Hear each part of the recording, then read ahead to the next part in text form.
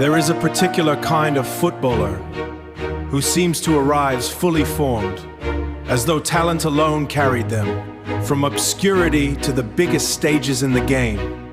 Michael Olise's story looks like that from a distance. Look closer, and it's really a story about patience. 3 academies that let him go, a 4th-tier fall to non-league football before any of it, a champion apprenticeship most fans never watched, unshowy temperament that never quite matched the pyrotechnics of his left foot. This is the story of how a boy from Hammersmith became one of European football's most complete white players, and did it almost entirely on his own terms. On his own terms.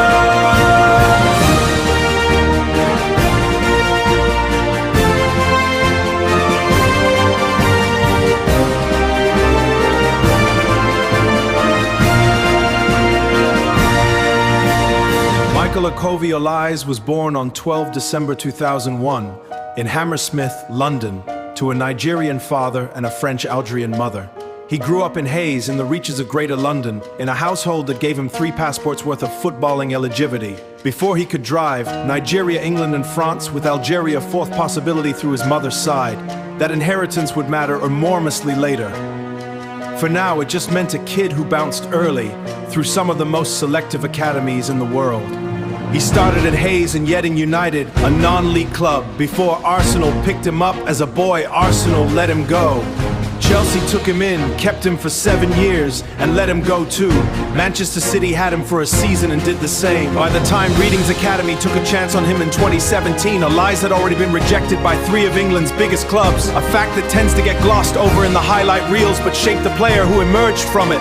Watchful, self-sufficient, unwilling to take a place in a team for granted. Watchful, self-sufficient, Michael Olise.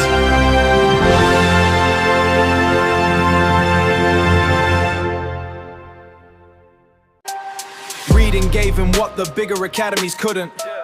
Patient senior debut in March 2019 as an 18-year-old substitute in a defeat to Leeds, and signed his first professional deal that summer. The breakthrough came in the 2020-21 season under Veljko Paunovic, when Olise emerged as the creative heartbeat of a mid-table championship side. Gliding past markers, curling passes into pockets defenders didn't know existed, scoring the occasional show-stopping free kick. Across that campaign, he racked up close to 20 goal involvements in just over 40 appearances, enough to win the EFL's Player of the Season award, and to turn Reading's championship fixtures into unlikely scouting missions for Premier League recruitment staff. It was, by his own admission years later, the foundation. By his own admission years later, the foundation. Everything else was built on the place where a gifted teenager became a reliable one. A gifted teenager became a reliable one. South London.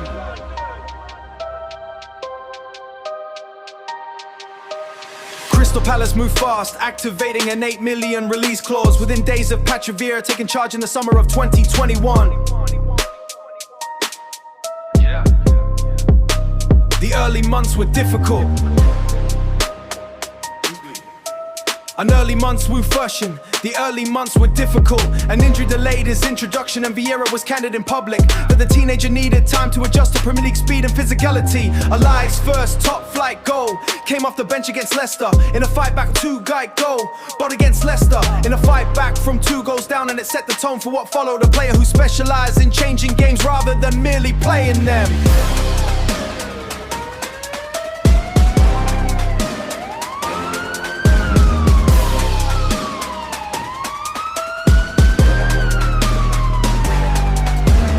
Over 3 seasons at Selhurst Park, Olise built a reputation as one of the Premier League's most inventive attackers. A left-footer mold of Bayern legends Arjen Robben and Frank Ribery, comparisons that started following him almost as soon as he arrived in Germany. Injury interrupted him more than once, but when fit he was arguably Palace's most important creative outlet. A set-piece specialist, a chance creator, a player capable of the kind of solo goal that turns a mid-table club's highlight reel into a talking point across the league. He's the foundation, reliable, game changer, Olise.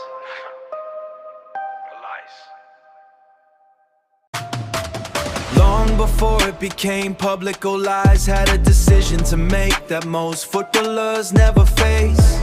With your 4 national teams to represent England, Nigeria and Algeria were all live possibilities. He chose France, the country of his mother, Rejections.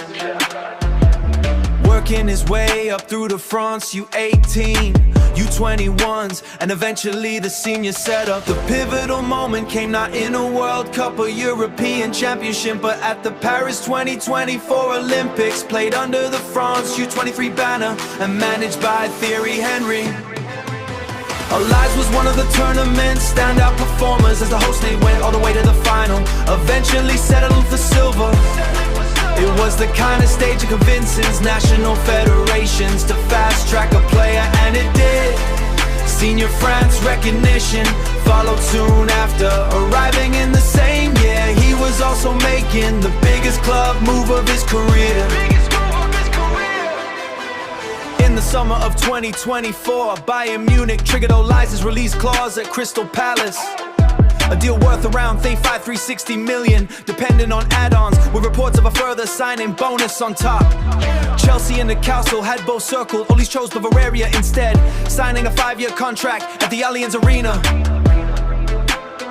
His arena, Bayern sporting director at the time, friend, is part of a broader refresh of the club's attack, and the timing lined up neatly with Vincent Kompany's arrival as head coach. A young, ambitious building around a young, ambitious wide player. The adaptation was almost immediate, where some big money attackers need a full season to find their footing in the Bundesliga's pace. Olise looked at home from his opening months, drawing on the same inside cutting, left-footed instincts that had made him dangerous in England, now supplied by better teammates and deployed inside a more expansive system. Comparisons to Robin, another left-footed winger who terrorized German fullbacks by cutting influence, became inescapable. And to his credit, Olise has handled them with characteristic modesty, insisting in interviews that he is simply trying to be himself rather than an heir to anyone. Long before it became public, Olise had a decision to make.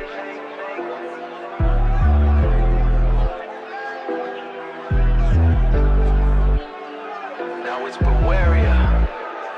Now it's the future.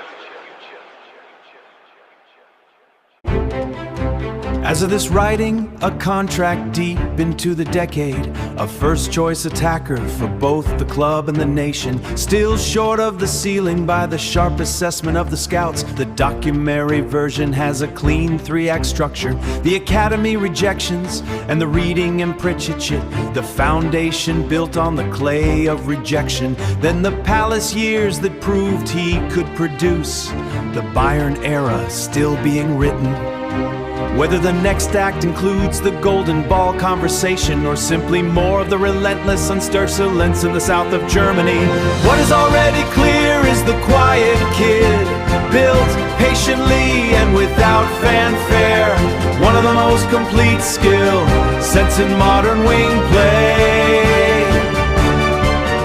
If the first year was an introduction, the second was a crowning across the 2025 to 2026 campaign, directly involved in close to 50 goals for club and country, a rate that put him among the most productive in the continent. They retained the league title and lifted the domestic Super Cup for collection, and lifted the domestic Super Cup for good measure. A clean sweep of the silver available at home. The individual haul matched the teams, player of the month honors and the team of the season. Finally the player of the season itself, confirmed on the final day after a rout in which he was fittingly at the center of the display. For a player who had needed time to adjust to the physicality, it was as complete a statement as a winger can make. The story remains in motion, patiently built, without fanfare.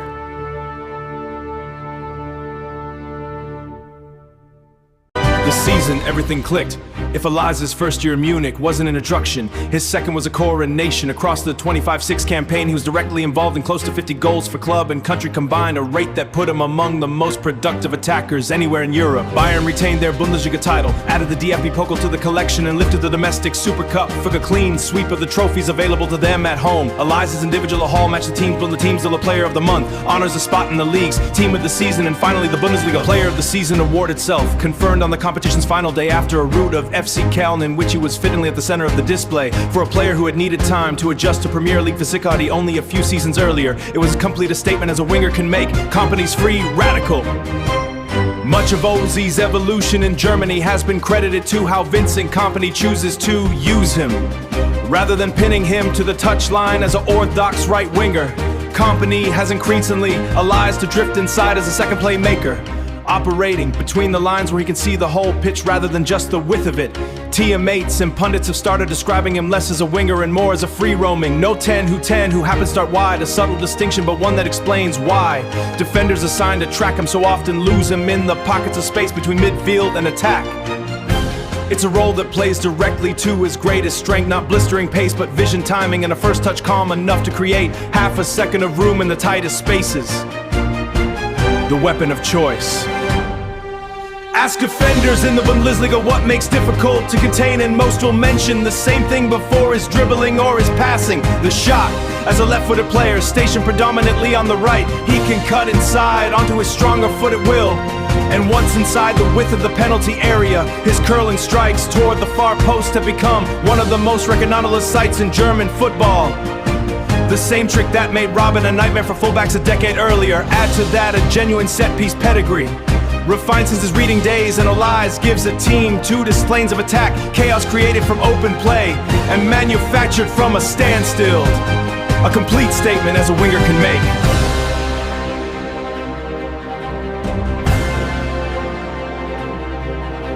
The Bundesliga belongs to the free radical. Precision manufactured from a standstill.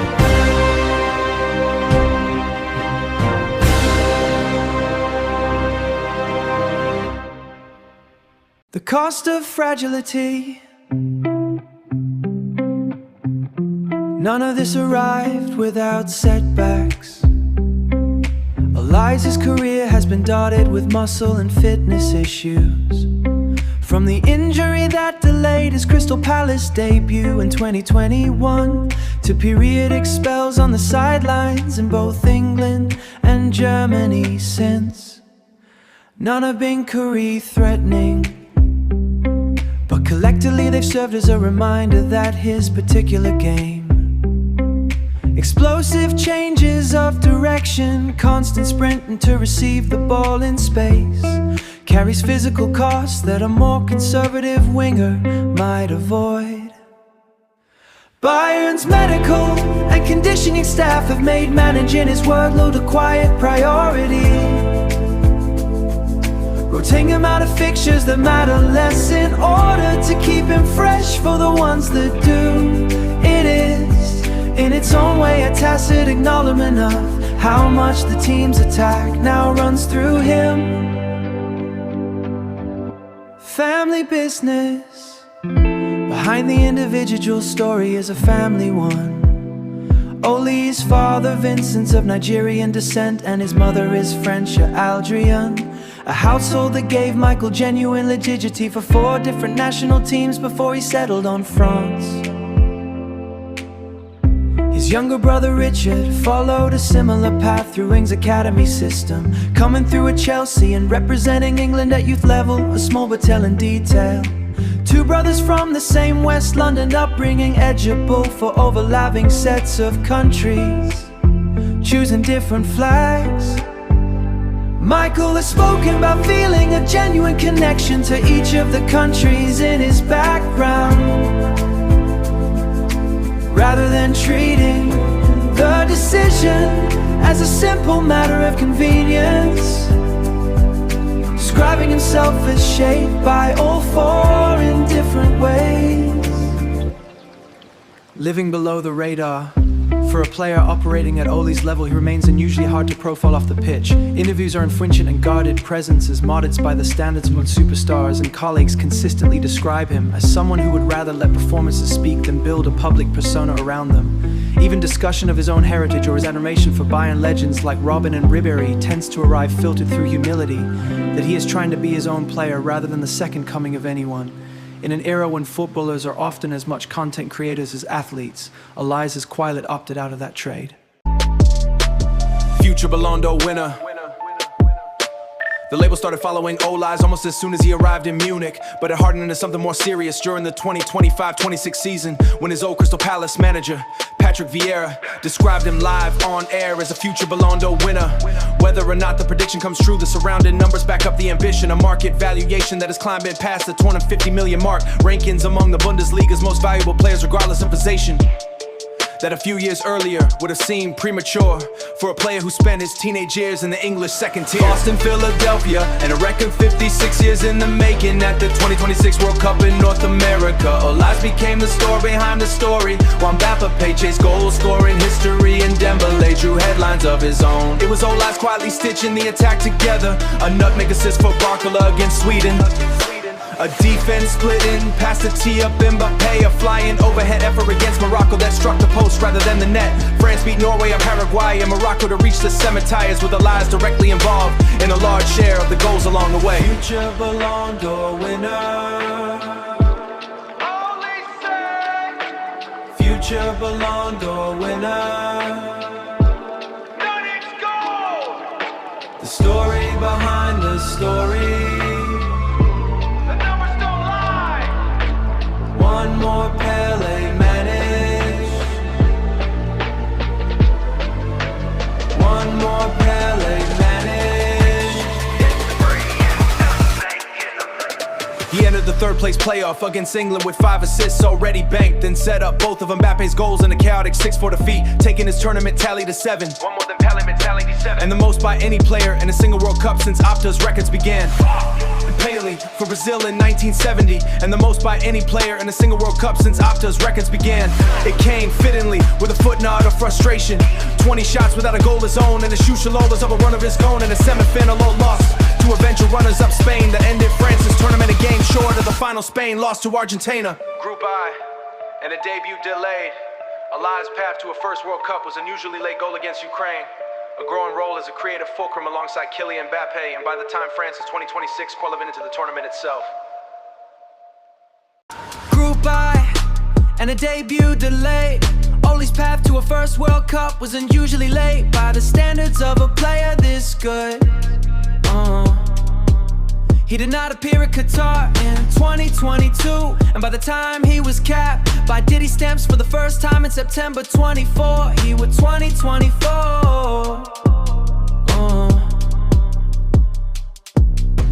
What followed was rapid, an early World Cup qualifying goal against Ukraine, a growing role as a creative fulcrum alongside Kylian Mbappe, Ousmane Dembele, and Bradley Barcola.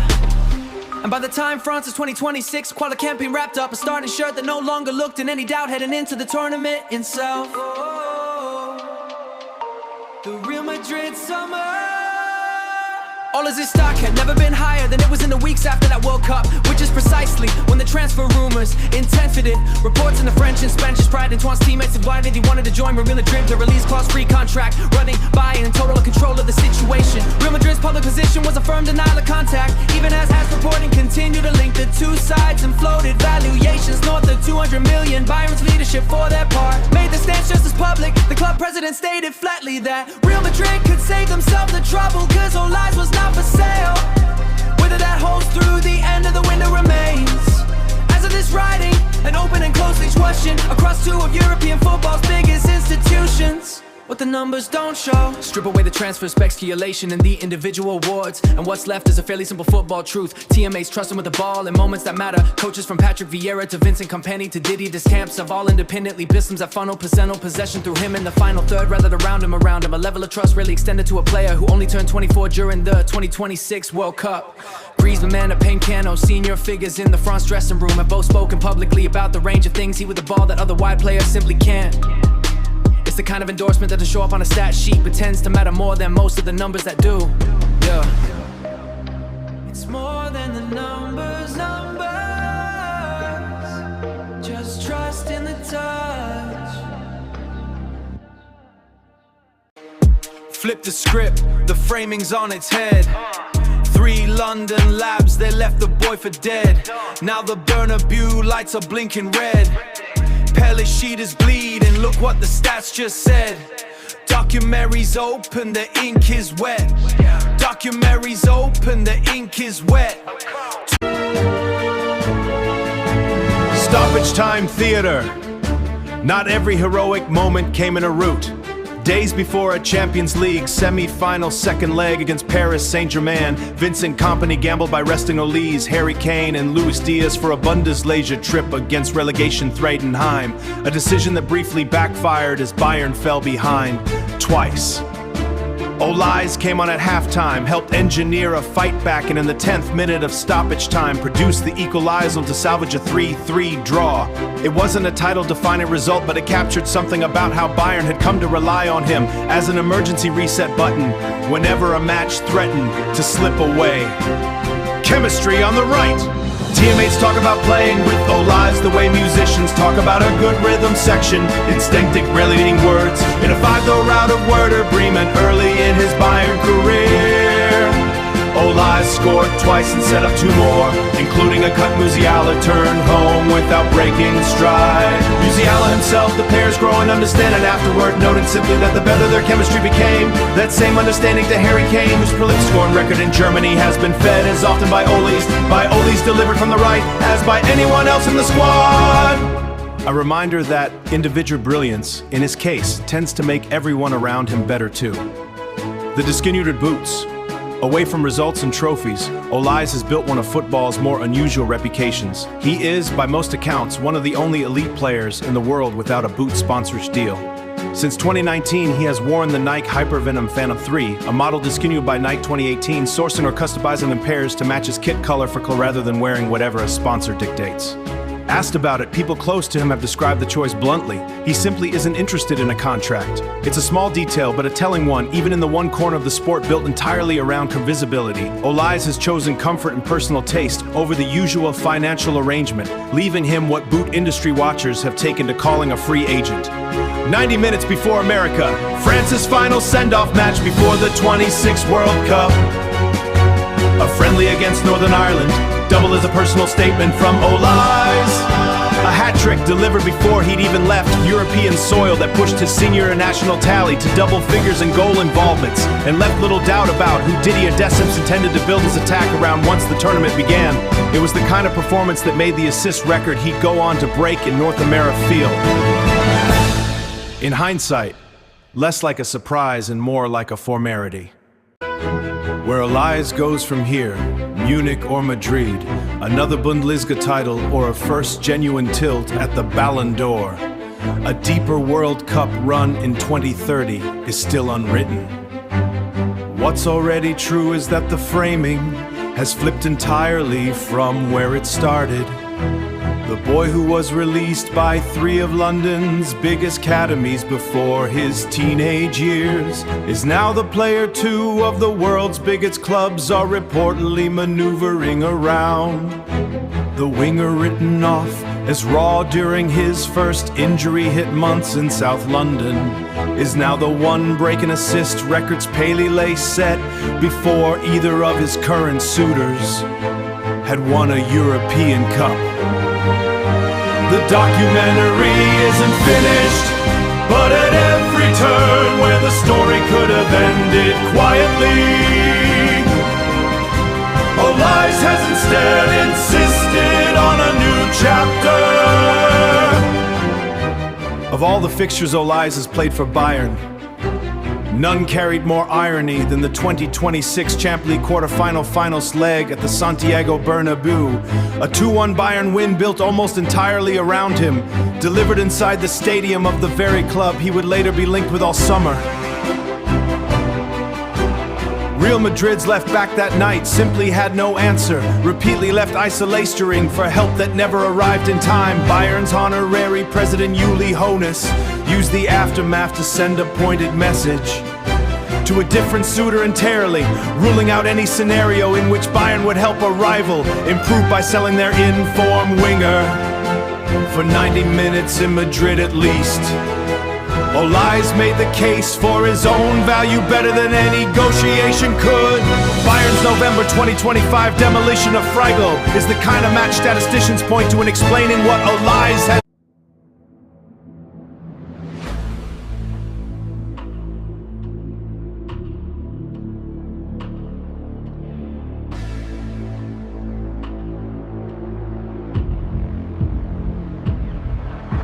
A number, not a costume. Olise wears 17 for Bayern Munich. Not a legacy number soaked in cloth, not a marketing choice. Just a shirt he was handed on arrival and has worn ever since without ceremony. It fits a broader pattern, unlike attackers who treat their number, their boots, or their goal celebrations as extensions of a personal brand. Olise has consistently treated all of it as incidental to the only part of the job he seems to actually care about performing. Ask him about comparisons to Bayern legends who wore more storied numbers before him, and the answer is the same one he gives to almost everything else: gratitude, a nod to the past, and a quiet insistence on being judged as himself. The price tag. Money has followed Olise's ways that say as much about modern football's economics as they do about him personally. A player bought for roughly 8 million by Crystal Palace in 2021 was sold to Bayern 3 years later for somewhere between 0.50 million with add-ons and eightfold increase, built most entirely on a championship season ends in the Premier League. By the summer of 2026, with Real Madrid reportedly circling, that valuation had been discussed in figures north of 200 million, a number Bayern's leadership has treated less as a starting point for negotiation than as a wall, publicly stating no fee would be entertained regardless of how large. What the opposition says. Perhaps the most honest measure of a player is what the people tasked with stopping him say afterward. Often through gritted teeth, Real Madrid's defenders left the Bernabeu that ape to explain how they contain him for so little of the match. Rival pundits pressed into services, analysts on Bundesliga broadcasts have repeatedly reached for the same comparison, invoking Robben's decade of terrorizing German fullbacks is the only real precedent for what Olise does to a backline on a good night. Even opposing managers, when asked to game plan around him, have tended to answers in structural terms. Double team in the right flank, funneling play away from him, rather than pretending there's a tactical solution. There generally isn't one. Every documentary eventually has to stop filming before the subject's story is actually finished, and Olise is a particularly convenient one to pause on a transfer some result. A World Cup rolled on, a conversation still building rather concluding. What holds the whole account together? Chapter after chapter isn't a single signature moment, quietly doing more than what's asked, in boots nobody's paying him to wear, under a number nobody assigned for symbolization, building a case for himself, one assist, one rescue, one rescue draw, one demolished full back at a time. The cameras will keep rolling. Whether the next act's filmed in Munich or Madrid is, for now, the only real cliffhanger left.